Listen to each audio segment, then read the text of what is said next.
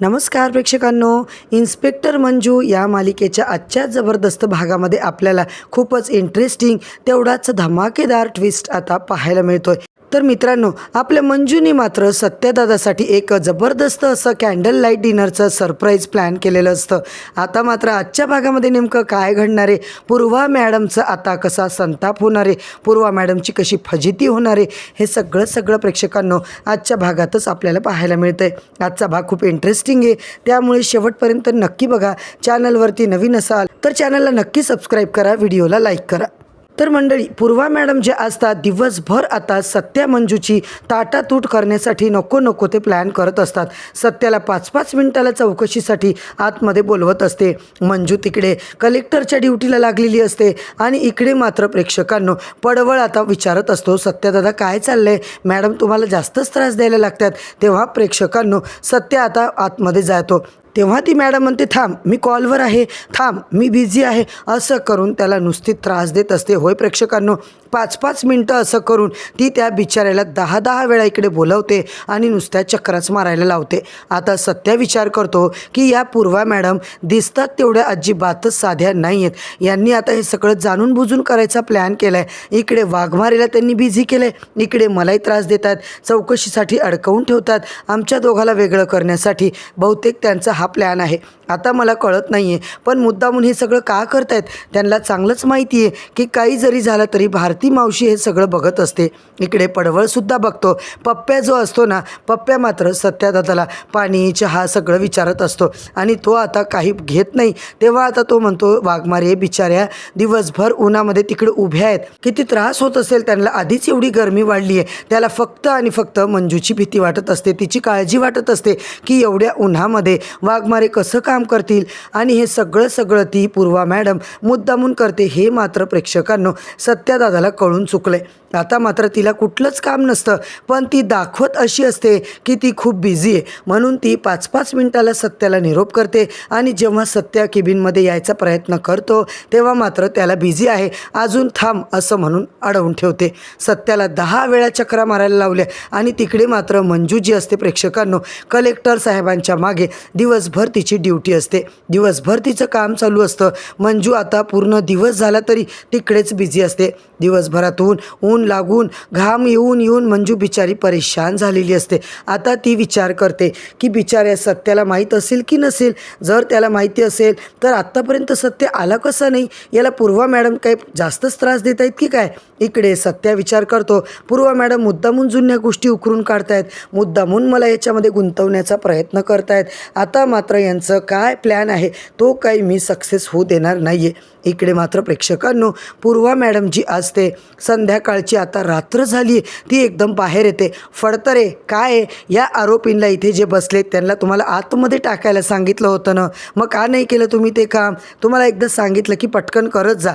तेव्हा ती बोलते, तू पण इथेच आहेस का सत्यजित सुर्वे, मला वाटलं होतं तू एव्हाना तू घरी गेला असशील, तू इथे काय करतोय। त्यावर तो बोलतो, मॅडम मी जाऊ शकतो का, तुम्ही आता जाऊ शकता, कशाला थांबला तिकडे।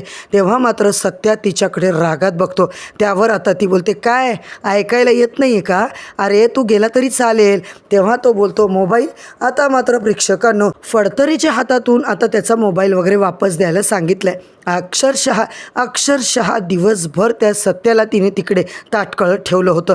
आता सत्या निघतो आणि सरळ रात्र झालेली असते म्हणून मंजूची वाट बघत असतो। मंजू इकडे घरी पोहोचली आहे, ती विचार करते इतका वेळ झाला आहे, पूर्वा मॅडमने आता एव्हाना सत्याला सोडलं आहे की नाही, की त्याची अजून चौकशी चालू आहे।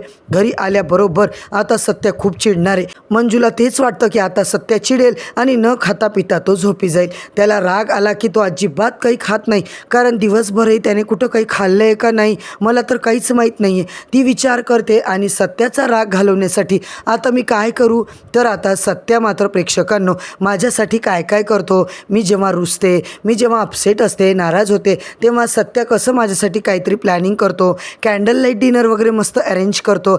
आजही मी सत्यासाठी आता सगळं सगळं तसंच कार्यक्रम बनवते, त्याच्या आवडीचं सगळं बनवते. असा प्लॅन मात्र प्रेक्षकांनो मंजूने केलेला असतो. दुसरीकडे पूर्वा पाटील आता तात्यासाहेबांकडे आलेली असते. ती बोलते, डॅडी साहेब आज दिवसभर काय जाम मजा आली ना, तुम्हाला सांगते मी. आता ती दिवसभराचं सगळं तिच्या तात्यासाहेबाला सांगते आणि ती म्हणते, इकडे ना तात्यासाहेब, मी आज त्या सत्याची पुरती वाटच लावली. तात्यासाहेब म्हणतात, वा मस्त केलं तुम्ही, एकदम गुड न्यूज आहे माझ्यासाठी. मला तुझ्याकडून हीच अपेक्षा आहे. आणि प्रेक्षकांनो मला माहिती आहे तू तुझा शब्द पाळणार आहेस. इकडे मात्र पूर्वा बोलत असते की हो डॅडी साहेब, हा शब्द तुम्हाला मी दिला आहे ना, मी सगळं व्यवस्थित करणार आहे. तो सत्य लवकरच आपल्या तावडीत येईल, आपल्या मुठीत येईल. त्या दोघांना वेगळं करण्याची एकसुद्धा संधी मी सोडणार नाही आहे. डॅडी साहेब तुम्ही अजिबात काळजी करू नका. तेव्हा तो बोलतो, बबडे तू आता तुझी काळजी घे बरं का. मला माहिती आहे गं, तुझा जो शब्द आहे ते तू नेहमी पाळतेस. परंतु आता इकडे ती बोलते, डॅडी साहेब मी आता येऊ का? मी आता इकडे जे ठरवलं आहे ना, मी सगळं काही झालं, माझा जीव जरी गेला तरी मी जे ठरवलं आहे ते मी करतेच. मी सत्या मंजूला वेगळं करायचं ठरवलं आहे आणि हाच प्लॅन आता माझा आहे. प्रेक्षकांनो इकडे चक्क मंजूची आता मस्तपैकी छान साडी वगैरे घालून रोमॅन्टिक इकडे डिनर डेटची तयारी चालू असते.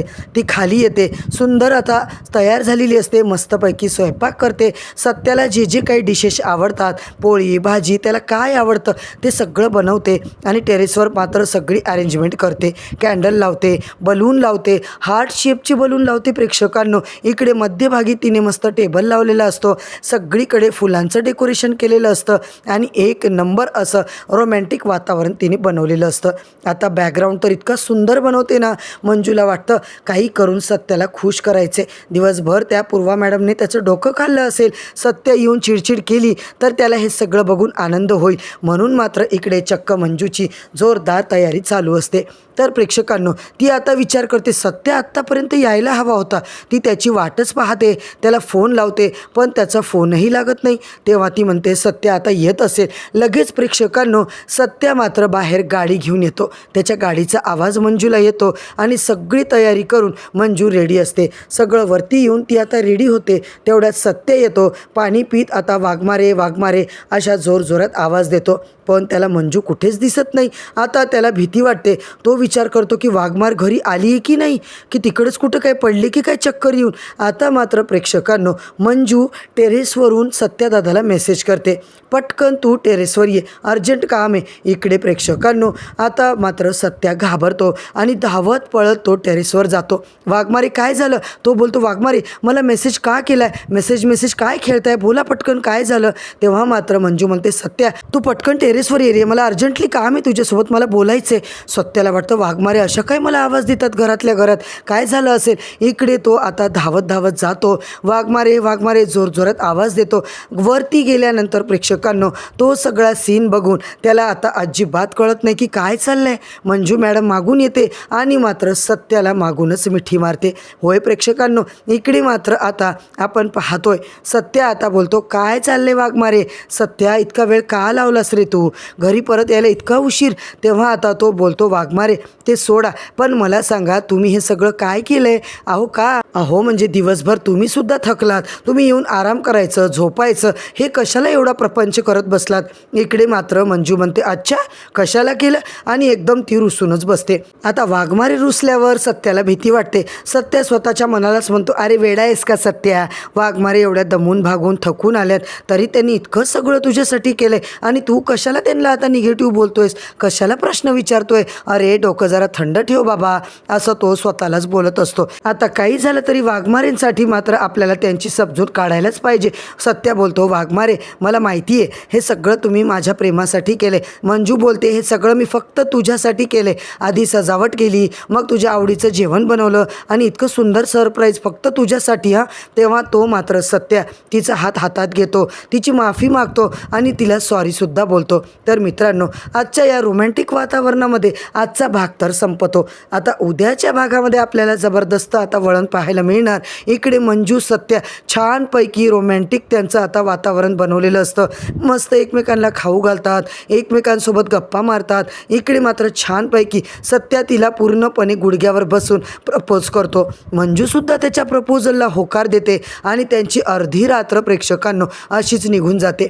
आता मात्र सत्या मंजूला दूर करण्याचा फायदा कोण घेणार? इकडे मात्र मम्मी साहेब यांचे हे सगळे फोटो काढून त्या पूर्वा पाटीलला पाठवून नेमका काय गोंधळ घालणारे हे सगळं पाहणं प्रेक्षकांनो खूपच रंजकदार ठरणार आहे. म्हणूनच मंडळी मी काय म्हणतीये, तुम्हाला जर ही मालिका आवडत असेल आणि इन्स्पेक्टर मंजू या मालिकेचे डेली एपिसोड रिव्ह्यू जाणून घ्यायचे असतील तर आत्ताच चॅनलला सबस्क्राईब करा, व्हिडिओला लाईक करा. उद्या परत भेटूया नवीन भागाच्या नवीन रिव्ह्यूसोबत. तोपर्यंत धन्यवाद.